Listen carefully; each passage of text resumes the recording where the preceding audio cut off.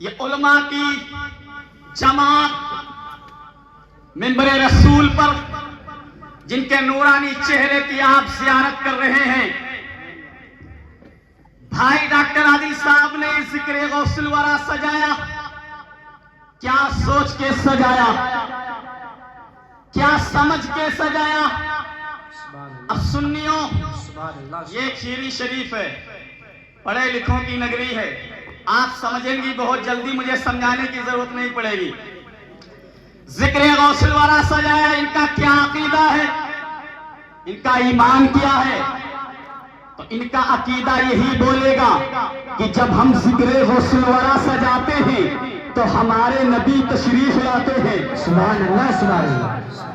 ذکر غوث الورا ہم نے سجایا ہے، یہ ہے ایمان ہمارا کہ مصطفیٰ تشریف لاتے ہیں، نبی تشریف لاتے ہیں، یہ ہم سنیوں کا ایمان ہے۔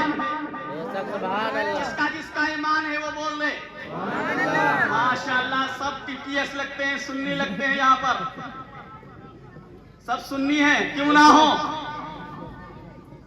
ہم اس لیے، ہمارا عقیدہ بھی ہے، یہ ان کا عقیدہ ہوگا کہ نبی آتے ہیں تو آ کر نظر کیوں نہیں آتے، یہ کسی اور کا، مگر سنیت سنو، عقیدہ کیا ہے؟ ذکر غوث الورا مناتے ہیں، مصطفیٰ تشریف لاتے ہیں۔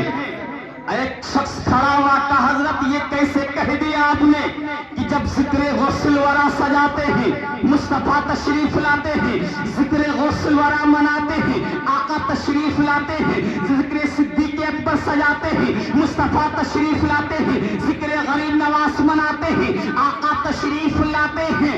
اس لیے جو آتا ہے وہ نظر آتا ہے، جو آتا ہے وہ نظر آتا۔ آپ کے ان میں کہوں گا کیسے؟ کہیں گے آپ پلیا سے آئے ہیں تو نظر آ رہے ہیں، مولانا شکیل رائے پور سے آئے ہیں، نظر آ رہے ہیں، مقبول شیدا اپنے گھر سے آئے ہیں، نظر آ رہے ہیں، قاری اختر اپنے گھر سے آئے ہیں، نظر آ رہے ہیں۔ اس لیے جو آتا ہے وہ نظر، ہم نے کہا اپنی نظروں میں وہ نظر پیدا کر کہ تجھے بھی آئے نظر، جو ہے اہل نظر۔ واہ واہ واہ واہ۔ ہلکائی کو کم کر کے ایک پوائنٹ بیس ڈالیے مائک میں۔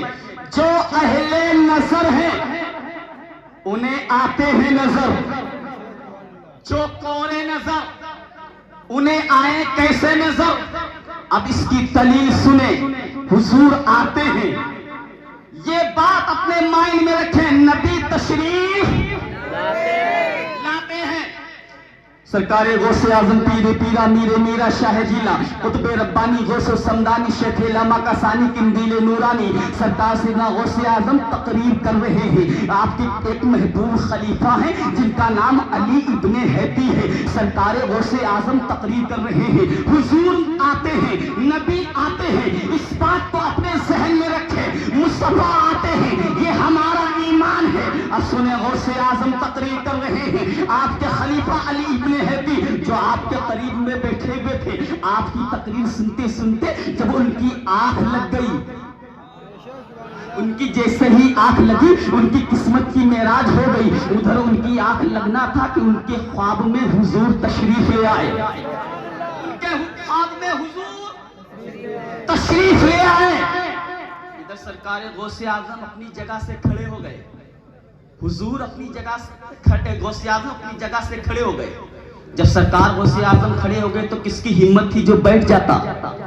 سارے کے سارے اس مجمع میں کوئی کتب تھا، کوئی ابدال تھا، کوئی اپنے وقت کا ولی تھا، کوئی علامہ تھا، کوئی محدث تھا، بڑے بڑے علامہ کھڑے ہو گئے، سرکار غوث اعظم کھڑے ہوئے ہیں۔ ادھر علی ابن ہیتی کے خواب میں حضور تشریف لے آئے۔ اب کیا ہوا، تھوڑی ہی دیر ہوتی ہے، کیا دیکھا علی ابن ہیتی کی جب آنکھ کھلی، ان کی آنکھ کھلی تو کیا دیکھا، سرکار غوث اعظم کھڑے ہوئے۔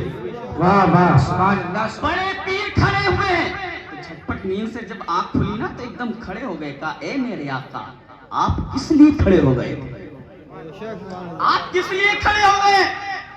کہا اے علی ابن ہیتی تم کیا کر رہے تھے؟ کہا اے میرے آقا جب میں آپ کی تقریر سنتے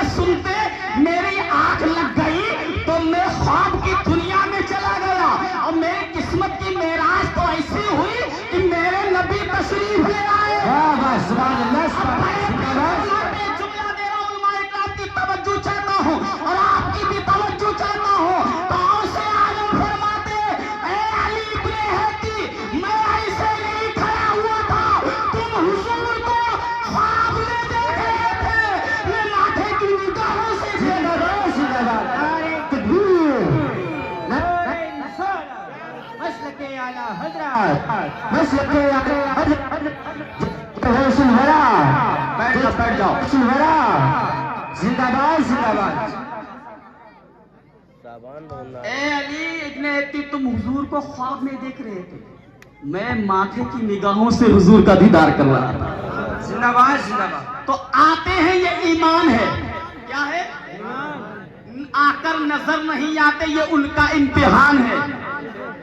مگر نبی آئیں گے, ایک جگہ ایسی, ایک مقام ایسا ہے, مصطفیٰ آئیں گے, نظر آئیں گے.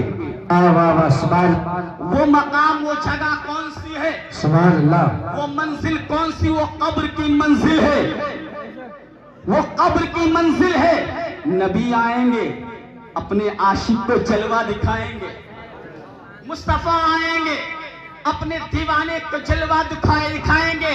اب پھیری کے غیور مسلمانوں, ایمانداری سے یہ بتاؤ, قبر میں آنے جانے کا کوئی راستہ ہے؟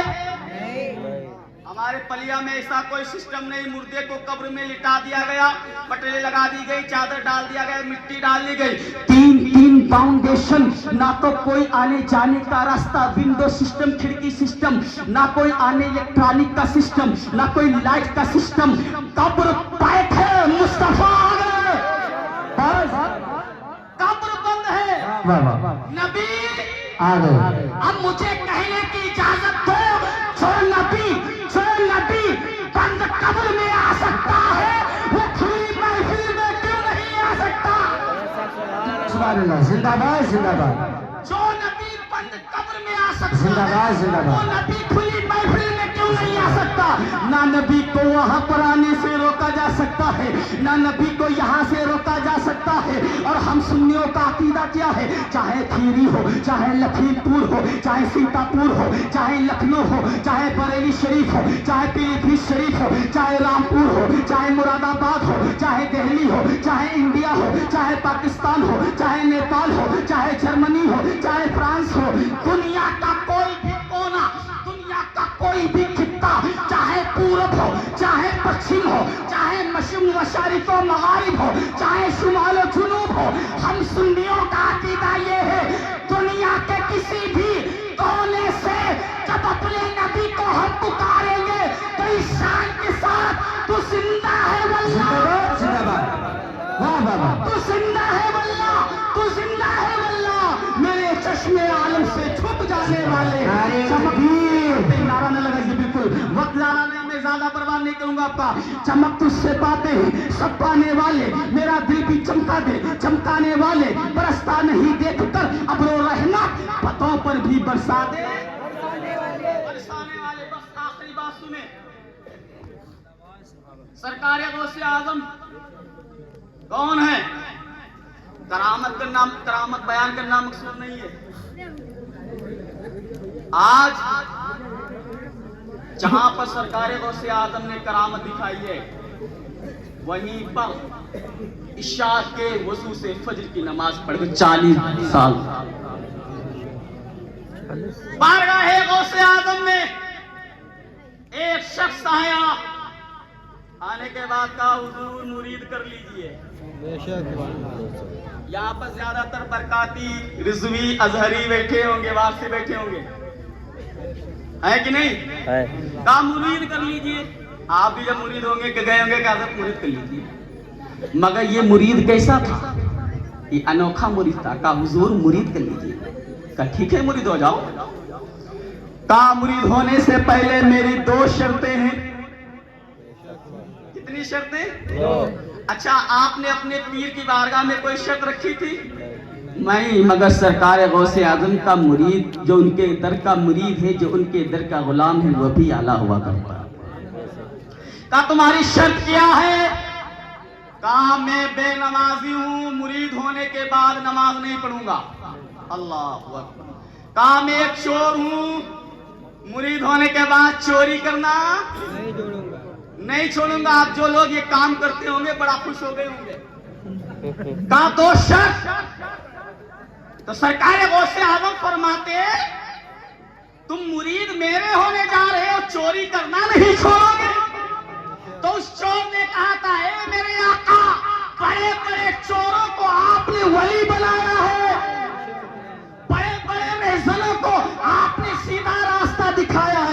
چلو تمہاری 2 شرط ہے، میری 1 شرط مان لو۔ اب کرم دیکھیں غوث اعظم کا، کہا میری ایک نہیں 2 مان لیجئے، میں 1000 ماننے کے لیے تیار ہوں۔ سرکار غوث اعظم نے فرمایا تمہارے لیے تو 1 ہی شرط کافی ہے، 1 ہی شرط تمہارے لیے بھاری ہے۔ کہا آپ کی شرط کیا ہے؟ کہا میری شرط یہ ہے کہ جب اذان کا وقت آئے تو نماز نہیں پڑھتا مت پڑھ، جب اذان کا وقت آئے تو اذان کے وقت میں تو اذان دے دیا کرنا۔ کرم دیکھیں سرکار غوث اعظم خود فرماتے ہیں جب تک میں نہ چاہوں کوئی میرا نام اپنی زبان سے نہیں لے سکتا۔ آج تم اس بڑے پنڈال کے اندر ذکر غوث الورا میں تم اپنی مرضی سے نہیں آئے ہو، ہم اپنی مرضی سے نہیں آئے ہیں، حضور غوث اعظم نے ہمیں بلایا ہے۔ سرکار غوث اعظم کی 11ویں کرنے والا دنیا سے جائے گا تو مرتد ہو کر نہیں بلکہ مسلمان ہو کر جائے گا۔ سنیں کہا ٹھیک ہے اذان دیں گے، آخری بات کری سب پوری کر دیں، اجازت؟ ٹائم تو زیادہ نہیں ہو گیا۔ کہا ٹھیک ہے، مرید کیا، گھر گیا، ظہر کے وقت اذان، عصر کے وقت اذان، مغرب کے وقت اذان، اذان پہ اذان دی جا رہا ہے۔ بیوی نے کہا کیا بات ہے، اذان پہ اذان دی جا رہی ہو، نماز کب پڑھو گے؟ نماز اچھا انسان نماز کے بغیر ادھورا ہے، انکمپلیٹ ہے، ناقص و نامکمل ہے۔ نماز مسلمانوں کی شان ہے، ہماری پہچان۔ نماز نہیں پڑھی، اذان پہ اذان، بہت دنوں کے چوری بھی نہیں کرنی تھی، بیوی نے کہا جا چوری کرو۔ رات کا آخری پہر آیا، ایک سیٹھ کے گھر کا انتخاب کیا، گھر میں گھسا، گھسنے کے بعد میں گھر کا سارا سامان اکٹھا کیا، آخری پہر تھا رات کا، کیا دیکھا اذان کا ٹائم ہو گیا، فجر کی اذان کا۔ اب بولیا بستر رکھا، کہا اللہ اکبر اللہ اکبر۔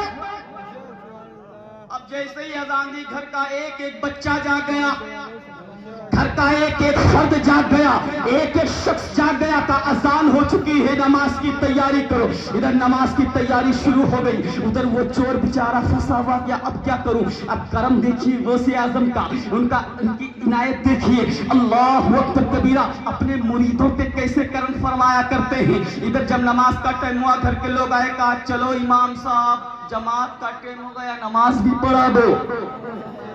اب پھنسا بیچارہ، امام تو تھا نہیں، چور تھا۔ کہا سنو میں امام نہیں ہوں، میں تو ایک چور ہوں، چور۔